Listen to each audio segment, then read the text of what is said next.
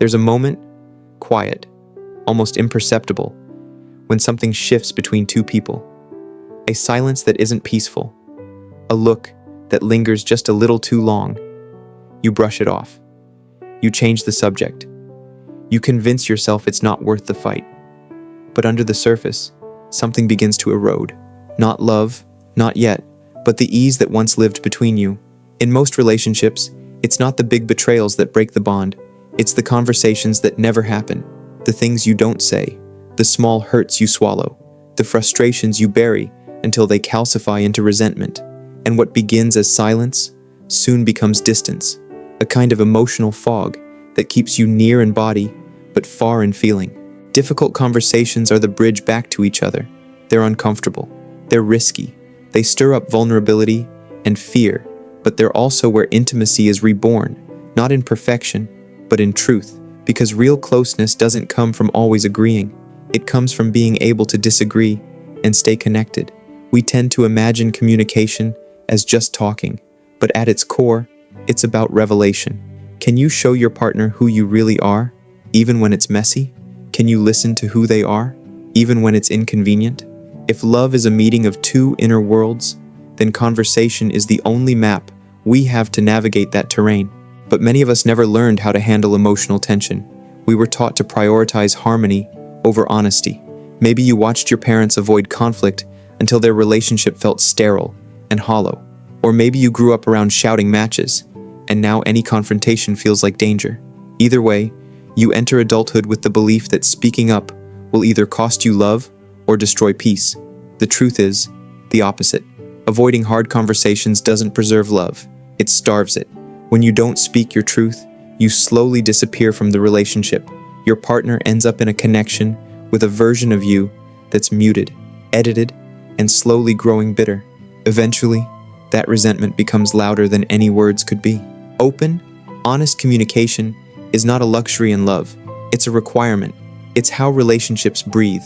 But to communicate well, you first have to believe that your feelings are worth expressing, that your discomfort isn't an inconvenience, that you have a right to take up emotional space in the relationship. Without that foundation, every hard conversation will feel like a threat, not an opportunity.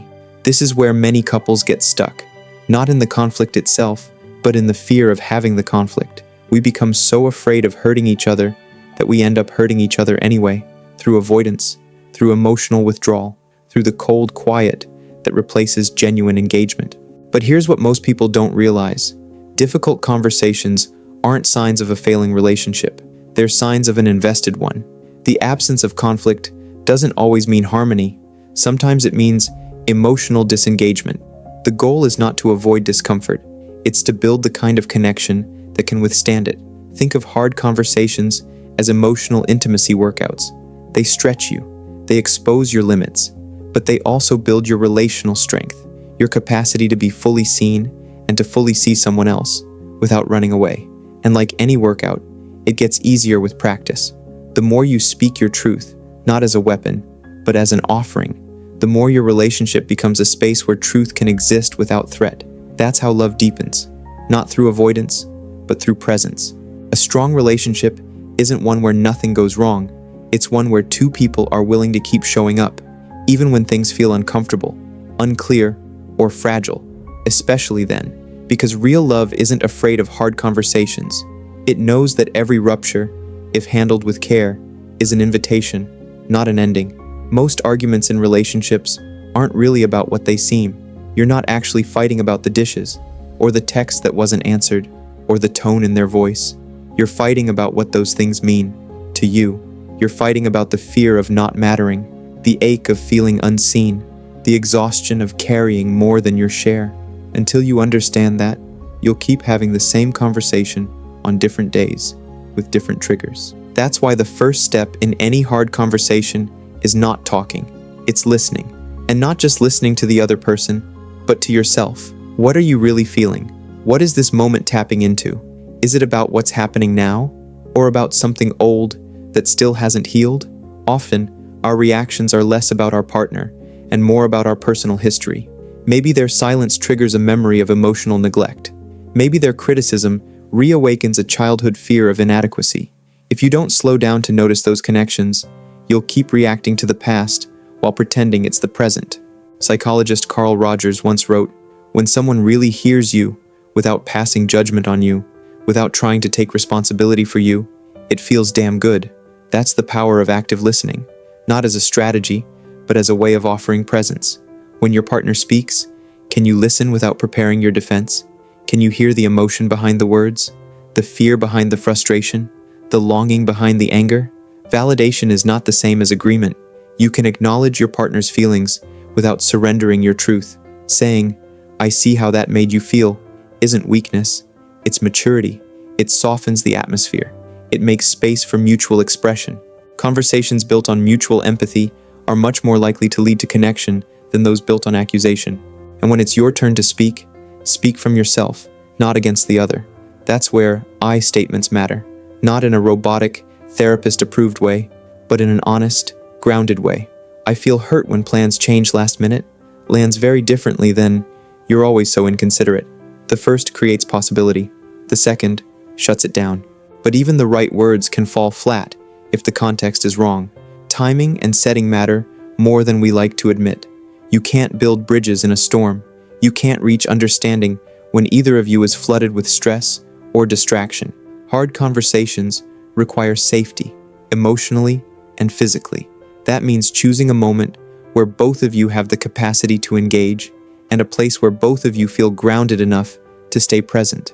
Avoid launching into serious topics when one of you is exhausted, irritable, or already overwhelmed. Emotional regulation is a shared responsibility. If one person is too dysregulated to hear or be heard, it's okay to pause, to say, "This matters, let's revisit it when we're calmer." That's not avoidance, that's wisdom. You don't need to script the entire conversation, but it helps to reflect in advance. Ask yourself, what's my intention here? Do I want connection, or do I just want to be right? Am I coming in with curiosity, or am I carrying a silent grudge disguised as concern? Hard conversations are not just about clearing the air, they're about clearing the path between two people. That requires more than just stating your case. It requires humility, presence, the willingness to be changed by what you hear.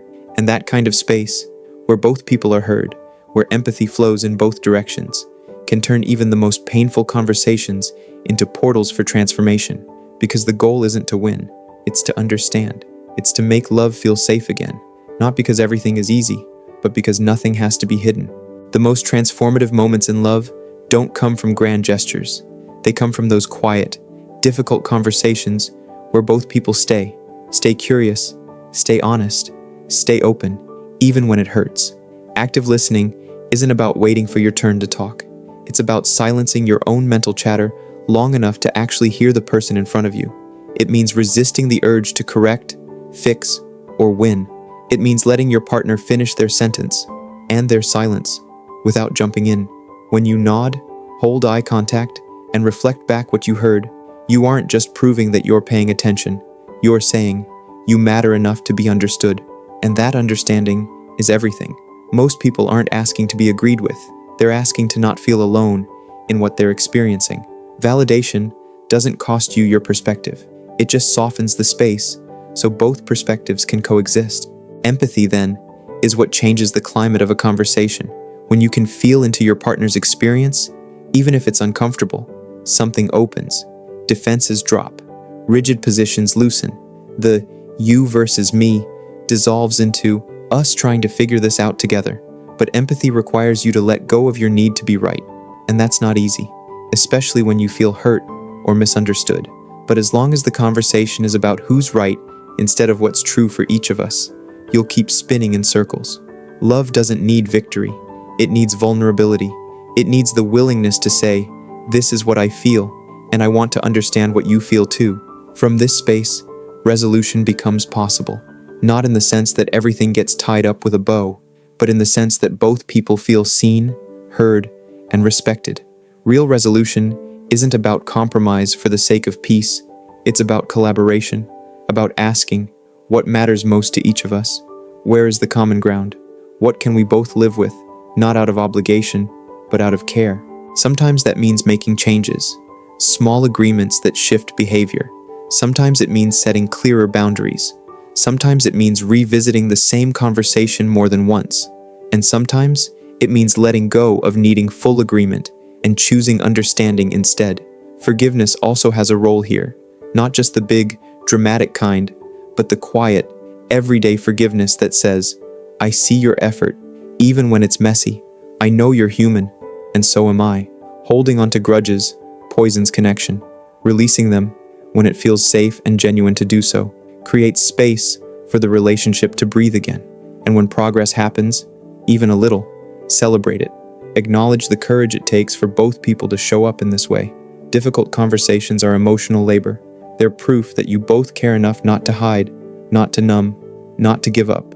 The philosopher Martin Buber once said that real love happens in the I-thou relationship, where both people encounter each other as full beings, not as roles or projections.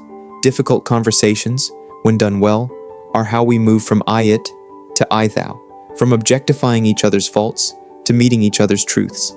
There is no relationship without rupture, but the strength of a relationship is not measured by how rarely it breaks. It's measured by how gently, how courageously it's repaired. So if you're facing a difficult conversation, remember this: it's not a sign of failure. It's an invitation to deepen your connection, to grow your empathy, and to practice the kind of love that's real, not because it's easy, but because it's honest. Because the relationships that last aren't the ones without conflict. They're the ones where both people keep choosing to come back to the table, again and again, not to fight, not to flee, but to understand.